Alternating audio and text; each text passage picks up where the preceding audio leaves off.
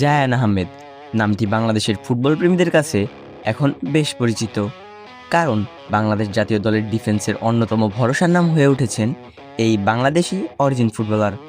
কিন্তু আপনি কি জানেন, বাংলাদেশি আরও একজন অরিজিন ফুটবলার রয়েছেন যার নাম জায়ান আহমেদ। সবচেয়ে মজার বিষয় হলো, দুজন জায়ানই বেড়ে উঠেছেন যুক্তরাষ্ট্রে, একই লিগে খেলেছেন, এমনকি তাদের খেলার পজিশনও প্রায় একই। তাহলে কে এই আরেকজন জায়ান আহমেদ? তো চলুন জেনে নেওয়া যাক তার গল্পটা। আজ আমরা যে জায়ানকে নিয়ে কথা বলছি, সেই জায়ান আহমেদের জন্ম যুক্তরাষ্ট্রের টেক্সাস অঙ্গরাজ্যের এলেন শহরে। সেখানেই কেটেছে তার শৈশব ও বেড়ে ওঠা। ছোটবেলা থেকেই ফুটবলের প্রতি ছিল তার প্রবল আগ্রহ।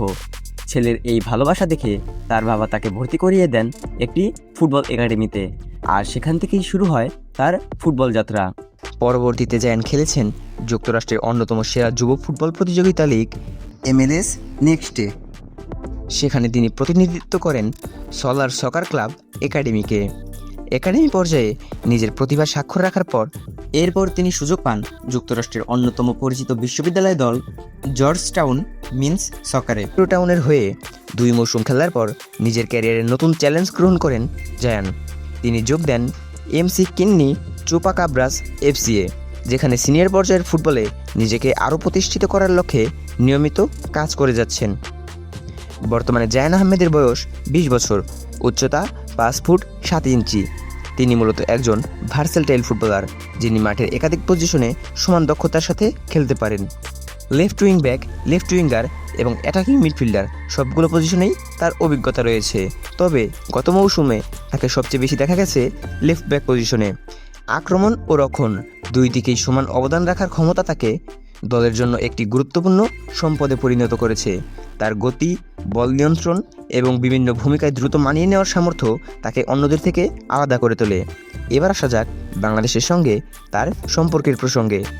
জায়ানের জন্ম যুক্তরাষ্ট্রে হলেও তার বাবা মা দুজনই বাংলাদেশি, ফলে ফিফার নিয়ম অনুযায়ী তিনি বাংলাদেশ যুক্তরাষ্ট্র দুই দেশের হয়েই খেলার যোগ্যতা রাখেন।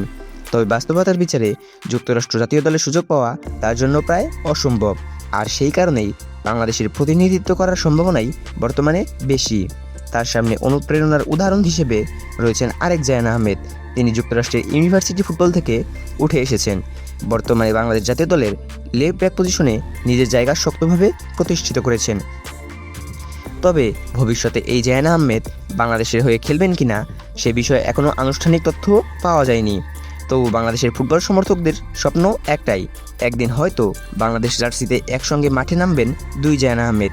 প্রিয় দর্শক, আপনাদের কি মনে হয়, জায়ান আহমেদ কি ভবিষ্যতে বাংলাদেশের হয়ে খেলবেন? আপনার মতামত জানাতে ভুলবেন না। আর ভিডিওটি ভালো লাগলে অবশ্যই লাইক, শেয়ার এবং চ্যানেলটি সাবস্ক্রাইব করুন।